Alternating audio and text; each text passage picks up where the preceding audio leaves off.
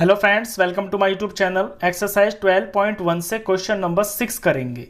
State whether a given pair of terms is of like or unlike terms. यहाँ पे आपको pair दे रखे हैं टर्म्स के, जैसे ये दो दे रखे हैं, ये दो दे रखे हैं, ये दो दे रखे हैं, ऐसे पेयर दे रखे हैं।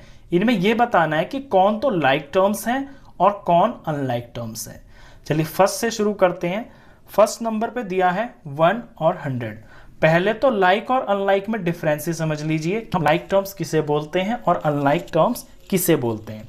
हमारे पास ये जो वेरिएबल्स होते हैं, अगर पीछे पीछे वेरिएबल बिल्कुल सेम होते हैं तो वो लाइक टर्म्स बोली जाती है।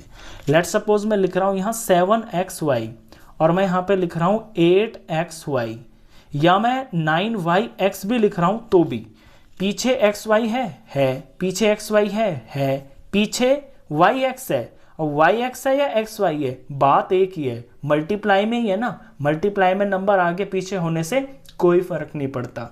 तो जब पीछे के ये जो वेरिएबल्स है ना, ये अगर सेम होते हैं और पावर भी सेम होती है तो वो लाइक टर्म्स होती हैं। एक एग्जांपल और देखिए, 9y² x और 2x स्क्वायर y।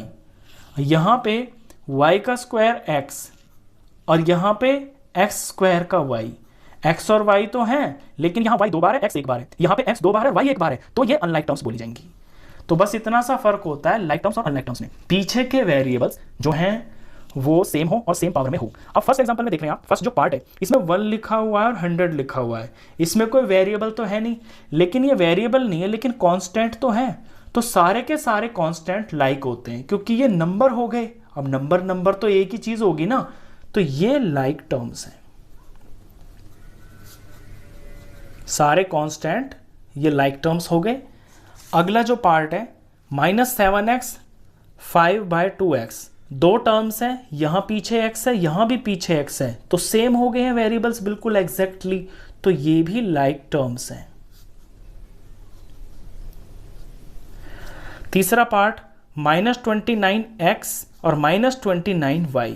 अब यहां पे तो वेरिएबल है x और दूसरे में वेरिएबल है y, तो ये तो सेम नहीं है, तो ये हो गई हैं अनलाइक टर्म्स। चौथे पार्ट में 14xy 42yx। अभी एग्जैक्टली ऐसा एग्जांपल मैंने आपको बताया। यहां पहली टर्म में x और y है और दूसरी टर्म में y और x है।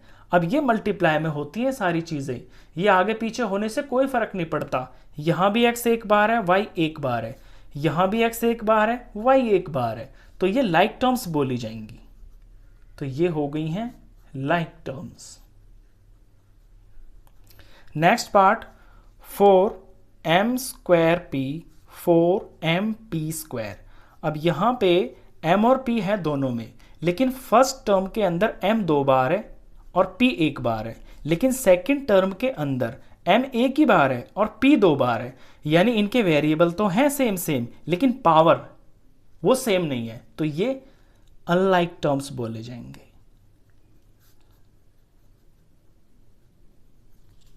Next part 12xz 12x²z²। ये भी इसी तरह का एग्जांपल है।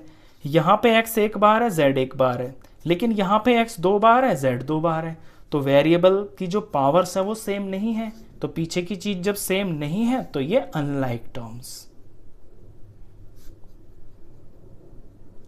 लास्ट